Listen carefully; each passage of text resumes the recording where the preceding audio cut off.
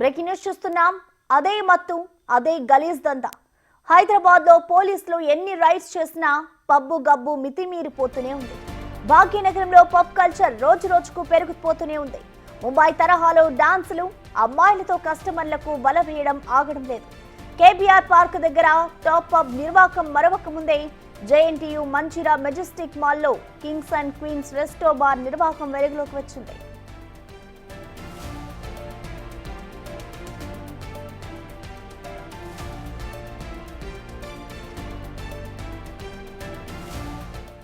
అమ్మాయిలతో కస్టమర్లకు వల వేయడమే కాకుండా ఎక్కువ బిల్లులు వసూళ్లకు ప్లాన్ చేస్తుంది పబ్ యాజమాన్యం. అంతేకాదు, పబ్ క్లోజ్ అయ్యాక అమ్మాయిల్ని సప్లై చేస్తున్న వైనం కూడా వెలుగులోకి వచ్చింది. ఇంత జరుగుతున్నా పబ్ వైపు అధికారులు కన్నెత్తి కూడా చూడడం లేదని విమర్శలు వస్తున్నాయి. ఇక పోలీసులు కూడా కింగ్స్ అండ్ క్వీన్స్ పబ్ పై తూతూ మంత్రంగా రైడ్ చేస్తున్నారనే ఆరోపణలు ఉన్నాయి.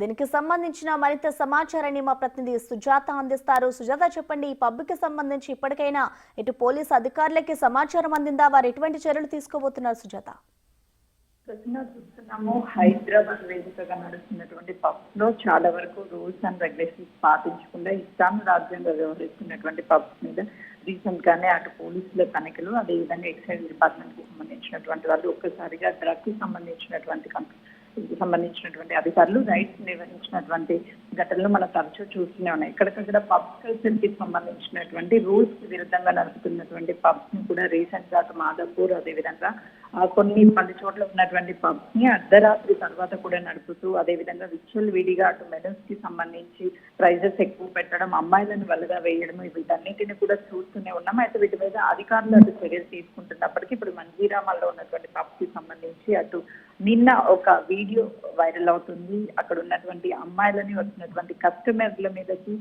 వివిధ రకాలుగా అట్రాక్షన్ గా గురి చేసి అక్కడ ఉన్నటువంటి మెనూ ఏదైతే ఉంటుందో ఆ ప్రైజ్ ని ఎక్కువగా అధిక మొత్తాదులు వసూలు చేస్తున్నటువంటి పరిస్థితి ఉంది. ఎందుకంటే ఇక్కడ మన హైదరాబాద్ కల్చర్ లో ఎప్పుడూ కూడా తెలుగు రాష్ట్రాల్లో ఎక్కడైనా సరే ఇలాంటి కల్చర్ లేదు. కానీ ఇక్కడ అమ్మాయిలని ఎరగా వేస్తూ అటు పబ్ కల్చర్ ని రాను అయితే మాత్రం ఇష్టానురాజ్యంగా కేవలం డబ్బుల కోసమే ఈ తరహా శైలిని నడుపుతున్నట్లుగా కూడా తెలుస్తుంది. అధికారులకి ఫిర్యాదులు అందినప్పటికీ కూడా అటు పోలీసులు కూడా వెళ్ళి అక్కడ నామకే వాస్తు మాత్రమే వాళ్ళ మీద చర్యలు తీసుకొని ఫైన్స్ వేసి తిరిగి వస్తున్నారని అనేక ఆరోపణలు ఉన్నాయి. అయితే ఒక్కసారిగా పబ్స్ ని సీజ్ చేస్తే ఆ తర్వాత మళ్ళీ కూడా పబ్స్ లో ఇలాంటి ఘటనలు జరగకుండా ఉంటాయని చెప్పేసి అసలు సోషల్ మీడియాలో అయితే మాత్రం నెట్టింట్లో విమర్శలు కొట్టిస్తున్నటువంటి వర్షం కనిపిస్తుంది పరిస్థితి ఉందనే చెప్పుకోవాలి. మరోవైపు ఆ పబ్స్ కి సంబంధించినటువంటి యజమానులు మాత్రమే అక్కడికి వచ్చినటువంటి కస్టమర్లు మాత్రమే వాళ్ళు అని చెప్పే ప్రయత్నం చేస్తున్నారు. కానీ ఆ వీడియోలో ఉన్నటువంటి ఒక అమ్మాయిని ఎట్ ఎ టైమ్ లో అక్కడ కస్టమర్ల వివిధ రకాల కస్టమర్ల దగ్గరికి వెళ్ళి వాళ్ళతో డాన్సులు చేస్తూ